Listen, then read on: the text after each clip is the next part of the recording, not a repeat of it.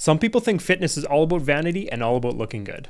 But I'm here to talk to you tonight about how fitness is where you can suffer on purpose. It's where you can meet your limits and push past them. And if you can show up for yourself in the gym, you can show up for yourself in any aspect of your life. And today we're going to talk about how fitness is the true gateway to success.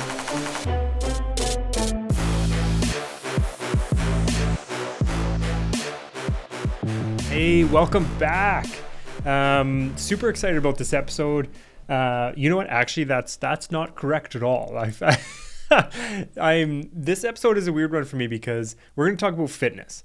I'm into fitness, but imposter syndrome creeping in. I always feel like I have so far to go. So I'm going to share what I've learned a little bit. But it feels weird for me to talk about because I feel like in a lot of these avenues, a lot of these things, I feel like I have a long way to go. So I feel like I've come a long way and I have a lot of good information to share, but don't by any stretch assume that because I'm telling you this, I think I'm at the pinnacle of anything. I know I got a long way to go, but this journey is, again, this is a journey where we're building together and pushing to grow 1% better every day. So let's talk about it. Today we're going to talk about the fitness journey and how fitness translates to success. So as I don't know where I heard it, but fitness to me, and so I've seen it on a video, I'm sure, or read in a book, fitness is like the true gateway to success. And there's so many doors that kind of open up, so many cheat codes that you kind of realize after you start taking care of your physical body. There's a bunch of misconceptions about fitness. I think the biggest misconception that I felt and I feel and I hear is, it's vain. Well, I don't want a six pack. I'm not a gym person, anything like that. Which is like fitness is not about how you look. I mean, there's certain aspects of that which we'll get into, which sure, everybody has goals and aesthetic goals and stuff like that. But I think when you really get down to it, the important part about fitness is taking care of your body. There's countless studies on how physically active people with better bone density, people with more muscle mass live longer, right? Can beat disease, all this stuff. And I think that's really what we're talking about. And not to mention like the mental clarity and the energy and the dopamine and all this stuff that's just really, really important. So fitness, I don't think it needs to be a vain goal. It doesn't need to be totally about vanity. It doesn't need to be about body fat percentage. If that's what you're into, great, go for it. I love it. But it doesn't have to be for everybody. Fitness for a lot of people can be waking up and going for a 10-minute walk. And that's going to be a drastic improvement to what you've been doing day to day up to that point. So I think that's one real huge misconception that I want to get out of the way really early. Another one would be that people don't have time. And I'm guilty of this sometimes too. And you know what? It's late at night. Tonight I got home from work. I had dinner with the family, and then I helped put the kids to bed. And then I came back to the office like 9 o'clock to do a couple episodes. In hindsight, maybe I should have stayed home, worked out. Maybe I should have went for a run. There's all these other things, and I recognize that it's hard to schedule time. But I think we need to realize how essential fitness is and how we don't need an hour a day, 5 days a week. We just need to have that positive movement. We need to grow and get better. And for a lot of people, again, I'll probably reference Mind Pump a lot in this episode as well.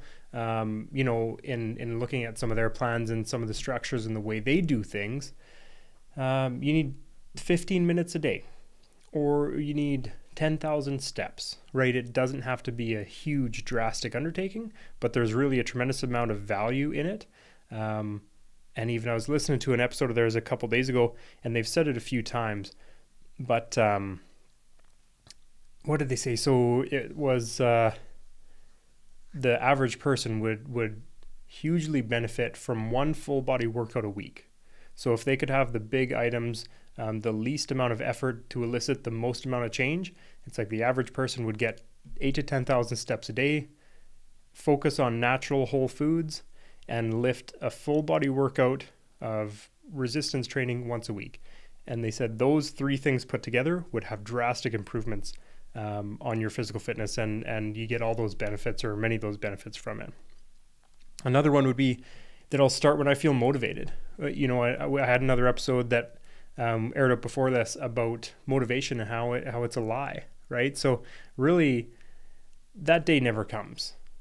And if you start when you feel motivated, because I've been guilty multiple times of starting January 1st when I'm motivated, discipline is what takes over. And if you don't have the discipline to stay consistent, that motivation will naturally disappear over time. And the discipline isn't there to back it up. So another one, the gym is for athletes, not regular people. I think, first of all, there's a situation where maybe you need to look at yourself a little bit differently. That's probably a story that people tell themselves. And realizing that you don't have to be an athlete to want to move better and, to be able to be more active and just be more comfortable going up and down stairs, whatever that is. But I think another thing to keep in mind is a fitness journey really positively impacts, your career, your family life.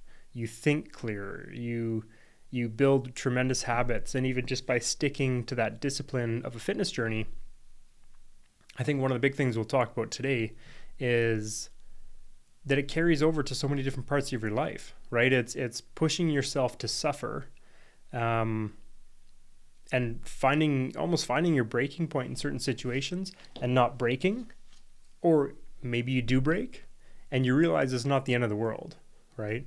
So there's a couple really big misconceptions there, just to get out of the way really early, and just as a quick reminder that just some positive movement in your fitness journey is going to have it's going to have a great return on investment in other parts of your life, right? So it's there's a lot we can unlock. So now that we kind of bashed a couple of misconceptions, let's talk about a couple things that fitness unlocks beyond the gym. So you start your fitness regimen. Say we go with the MAPS 15 plan, the Mind Pump 15 minute a day plan. So you got 15 minutes a day to work out, and you stick to that workout plan, right? I think the first thing to keep in mind is your brain learns that you obey your standards, not your feelings. If you can consistently work out 15 minutes every single day, you're a person that is disciplined, right? There's tremendous value in that. And I think as soon as you're a disciplined person, as soon as you're somebody that's sticks to your word or stays true to your commitment, however you want to say it, I think that carries over in your life in all sorts of different avenues. The commitment to be home for dinner on time with your family, or the commitment to maybe put your phone away when you're hanging out with your kids. I don't know what that is, but as soon as you find that discipline in one avenue like fitness, it can really cross over to other areas of your life. And I think just when you have that standard, that new standard, I think really the one that stands out for me probably the most in a fitness journey is really just building that delayed gratification. Because realistically, I think that's one thing that I've learned the most through fitness is I want things quick, right? I want to get, and I've had people, my buddy, my mentor has always said it. Of course, everybody wants to get rich quick, right? And that's, how many people would take the pill for a 6-pack, or how many people would get rich quick? That's really something that you have to learn not to focus on. So I think what fitness teaches you is that, fitness really teaches you delayed gratification. Whether you're looking at having snacks or dessert and you're not actually hungry, or if you're looking at, honestly, the big thing for me, I don't actually even know, probably lifting weights consistently, not always consistently, but pretty consistently for 15 years, 17 years. Oh, wow. I'm old. And I think I can confidently say right now at 36 years old, I'm in the best shape of my life. And I think the reason I say that is it's taken a long time. And I'm really realizing now more than ever, because I'm pretty darn dialed in. The needle doesn't always move super, super fast.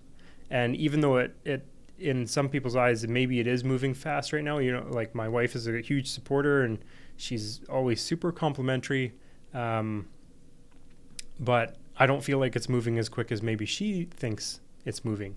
And, I think even the realization that everybody can be hard on themselves is one thing, but really that delayed gratification and realizing, look, this is going to be a grind, right? If you have serious fitness goals, you can't just wake up one morning, because I'm sure many of us have done it, or if not all of us have done it. You decide you want to drop 10 pounds and you go for a 3-kilometer run. And then the next day you go for a 3-kilometer run. And then the next day you go for a 2-kilometer run because you got shin splints. And then you're like, wow, I haven't lost any weight, right? That's an extreme example, but there's the stats that you can follow on. The New Year's resolutions only lasting until January 20th because people aren't getting results, right? And it's really learning about those results come far after the work that you put in. I think on another episode I also talked about the paper towel thing, right? We were talking about delayed gratification and how fitness is similar to your fitness journey would be similar to a unrolling paper towel off of a roll, right? So that first sheet you rip off doesn't look like anything. Second sheet, third sheet, fourth sheet, it doesn't look like you're pulling anything off that roll. But once that paper towel roll starts to spin and it maybe a sheet is a year, right? You don't actually see those changes, or maybe a sheet's a month. You don't see those changes very quickly, but eventually changes start to happen a little quicker. But without keying in that delayed gratification, it makes it really, really hard to, it's impossible, because you're just not going to get the results in the time frame that you wanted. Because I'm guilty like everybody else. I want things bigger, better, faster, right? It's just, I think it's the way people are wired. So another thing that really unlocks from a fitness journey is just confidence. And not necessarily even from, like, obviously if somebody's on a weight loss journey, which is probably the most consistent fitness journey, and somebody loses 10, 15 pounds, and you start to get compliments when you go out and you're like, oh, you look good. What have you been doing? You've been doing Atkins or whatever, paleo, I don't know, CrossFit, all the things. Those compliments look good, and obviously there's a confidence boost from stuff like that. But I think one thing that I've really seen is like the confidence within myself when I just show up better, right? If I get more rest, if I eat a good breakfast, if I do a workout in the morning, I just walk in and it's not like my body's changed, but I just walk in a little bit taller, right? And I think that's something that is a really cool phenomenon to watch as you start a fitness journey. And it's especially exciting when people first start their fitness journey, because you can watch people, and I've seen people do it multiple times, where just get into it and it's almost like your body feels different before it physically looks different, or before the scale will say anything. And energy is up, everything like that. Maybe mental clarity is a little better, but also you just feel, I don't know the technical side of it, but you just feel your skin feels tighter, right? When somebody starts that journey. Or maybe if you're trying to put on some size, your shirts feel a little snugger, or whatever that is. And just the confidence that comes from that, even though the scale doesn't change, anything like that, you definitely feel more confident. And all of a sudden, you're kind of a person that works out, a person that lifts weights, a person that eats, a lot of vegetables, whatever that is. And number 3 for the things that are unlocked beyond the gym for me, another huge one is just the momentum that it creates, right? If you can really dial in some little key factors, and I've talked about my breakfast before with people and on this show. I think breakfast for me is one of those things where if I miss my breakfast, and a miss would be like if I have toast for breakfast, right? If I don't have like my meat and eggs thing, or if I have cereal, maybe we don't have eggs in the fridge, and once a month I'll have a bowl of mini wheats or something like that. My day just feels a little bit off. Energy's a little down. I can tell I haven't eaten enough, and I can tell it's just not the same. So, you just hit those really small things and you just build that momentum through the day. I started I started doing bike rides in the morning. So we have a stationary bike in the basement, and just going downstairs for a 20 to 30 minute bike ride, coming up and having my good healthy breakfast. That starts by the time 8 a.m. rolls around. I've kind of, in a sense, I've already won the day. I've at least set it on a really good foot moving forward, right? I feel good. I'm nourished. I'm energetic. And if all hell breaks loose, and if I get home at 8 o'clock at night after a long day and I'm just bagged and I just want to veg on the couch or just go straight to bed, at least I've done that workout. At least I've done that bike ride, and I had some healthy meals along the way. So I think just the momentum you build through that, similar to like a cold shower. I'm not into ice baths necessarily. I think there's tremendous benefits to them. But if you talk to people that do ice baths or cold showers in the morning, it's the hardest part of the day, right? So if waking up early and doing something hard, and you accomplish that every single day, and it's the hardest part of the day, it's like the day's just going to be easy now because I've had my ice bath, I've done my bike ride, I've done my workout, all that kind of stuff. So you just build that momentum through the day, and naturally, day over day, when you stay disciplined to it, it creates this great habit. So I guess now that we know the negatives, the negative outlook side of it, and now we know some really key factors moving forward, and that how a fitness routine will impact the rest of your life. Now it's time to kind of start about how to make this all happen. How do we make fitness happen? How do we create those habits? I think the first and foremost has to be just you start with non-negotiables, right? Whether it's the breakfast or the bike ride, the cold shower or the workouts, right? So maybe you do the 15 minutes a day like we referenced. So maybe for 15 minutes a day, I'm going to work out, or 15 minutes 5 times a week, or maybe it's twice a week. Maybe it's once a week. Like, you have to start with something fairly realistic and be able to commit to it no matter what happens in life, no matter if your kids are up all night, you need to be able to stick to it. So make it realistic and reasonable. But just make that commitment and make sure you have that mindset shift saying, I'm the person that works out every day. I'm the person that runs 10 kilometers. So it was actually, so I'm just on a little bit of a journey. I've always told myself that I'm not a runner, which I'm not really built like a typical runner. Never have been. I don't like running. I used to play basketball in high school, and I felt like I could run quite a bit. I play hockey in the winter now. I used to play soccer. I could run if I got like a sport that I'm doing, but just to run just sounds boring and painful and not super enjoyable to me. But I've always had in the back of my mind how I'm not a runner, and kind of on my own little journey of proving things to myself. One thing that I decided it's time to prove to myself that I can be a runner. Doesn't mean I'm going to do ultra marathons or anything like that, but I could be a runner, right?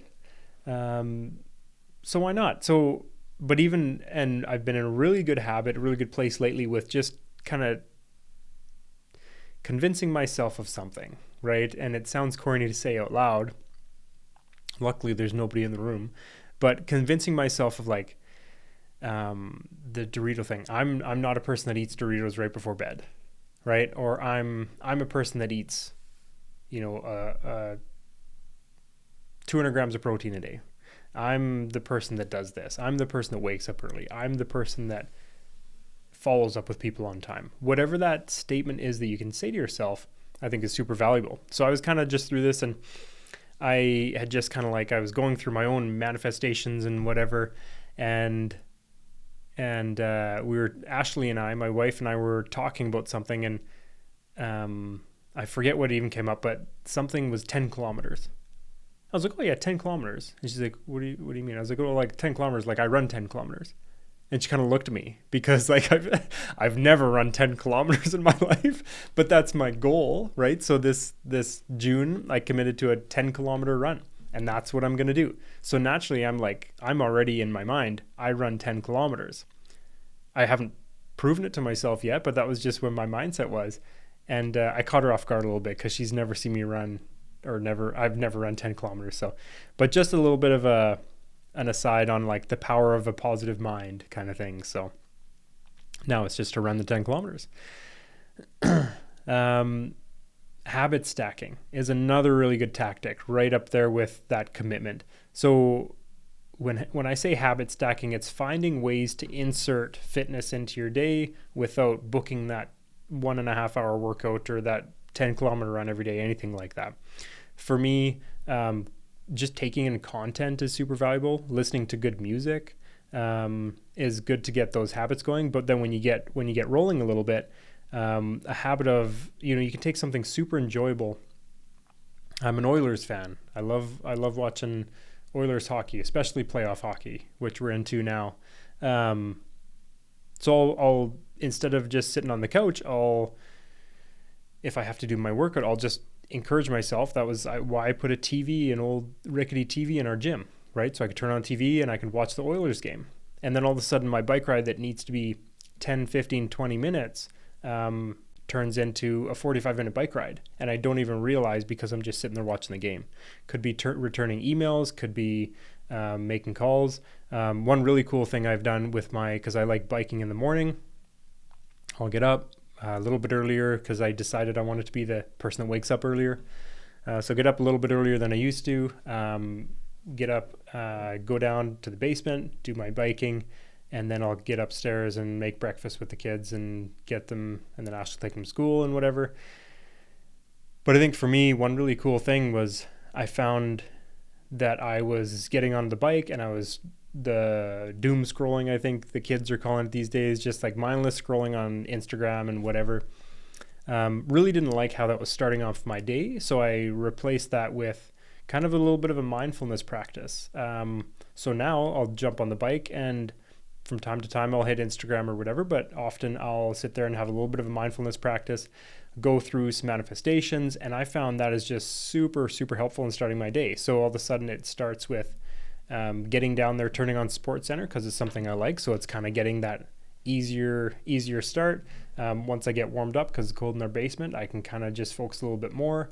And once my eyes are open and stuff like that, and I'll get into the mindfulness practice. And it's just a really cool thing where I've put all these little habits together, started with something I enjoy, and it's turned into a really good consistent practice for me. So stacking habits is very, very helpful.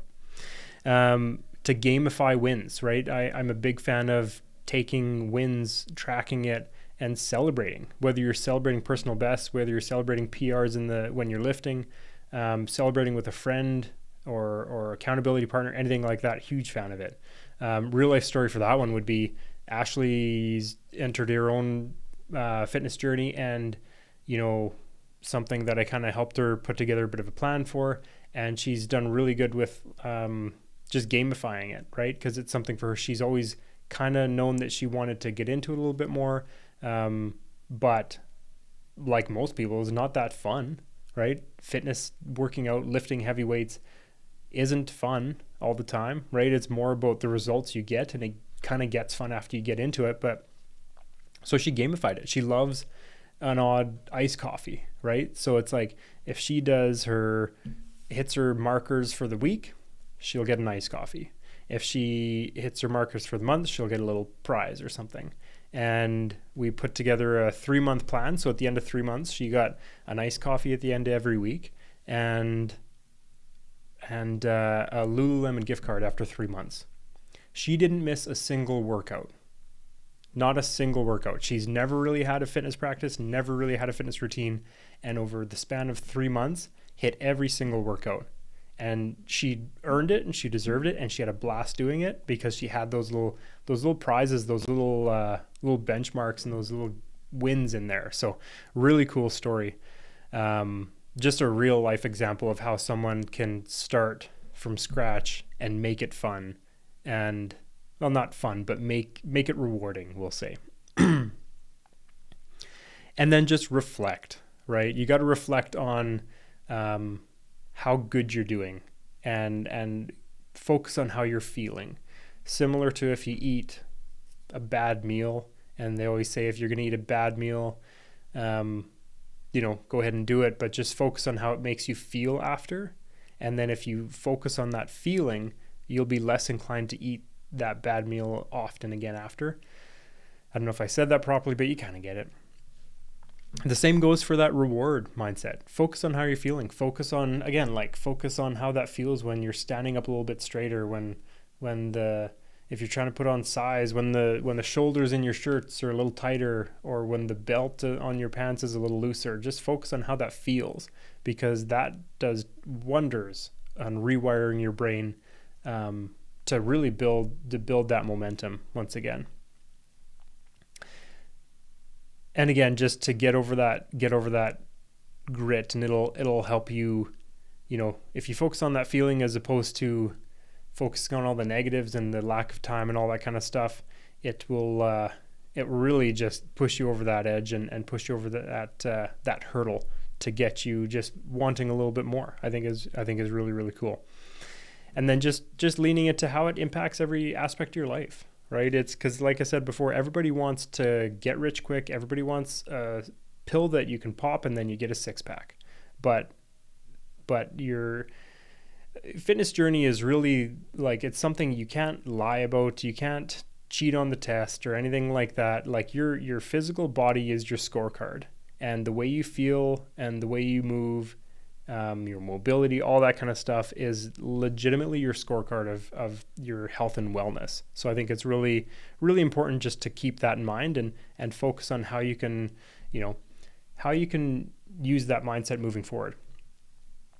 I want to be able to run around with my kids and play baseball with my girls, and I want to, golf when I'm old. And quite honestly, I want to be able to go up and down the stairs when I'm old. Like, all these things are hugely impacted when you have health and wellness and physical fitness journey when you're younger, right? I won't bore you guys with stats. Like, everybody knows it's good for you. Everybody knows it's beneficial. Everybody knows what it does for you in your, in your mindset and your heart health and joints and all this kind of stuff. But it's just finding a way to, like, even though we know it's good for us, sometimes it's hard, and I totally get it. But it's finding those little ways to do it, gamifying it, making it fun, building momentum, really would just get the ball rolling. So again, fitness is not just about reps. It's not about sweat all the time. It definitely should not just be about the way you look. It's really just about laying out a blueprint for the rest of your life. What can be sustainable? How can this impact my life? How can this make me a better employee, a better boss, a better father, a better husband, a better friend, a better companion, a better listener, a better everything, right? A better human in general. So just make sure you're taking care of yourself. Take care of number one. Get yourself in a good physical space, and that'll carry over to every aspect of your life. How'd I do? Appreciate you guys joining. That although I said in the beginning, definitely imposter syndrome, I'm not always comfortable sharing my fitness journey with people, but it is definitely something I enjoy speaking about. If people are around me long enough, they eventually hear some of my little quirky stuff about it.